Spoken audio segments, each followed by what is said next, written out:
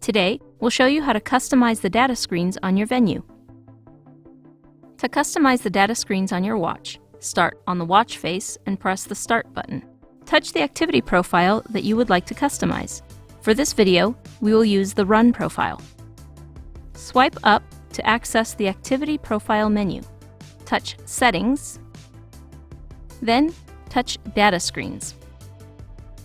Select a screen that you would like to customize. You can customize the layout of the data screen. Touch Layout. Swipe up or down to increase or decrease the number of data fields displayed on this screen. You can show up to 4 data fields on a screen. After you've chosen a layout, touch Edit Data Fields. Select a data field you would like to change. You will see a list of options in each category. Select the data you want to see on this screen. Continue this process until all the data screens are customized. Once your data fields are perfect, press the Back button until you get back to the Activity Profile screen. You are now ready to start your activity.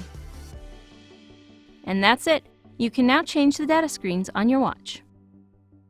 For more videos on setting up and using your Venu, visit the Venu page at support.garmin.com.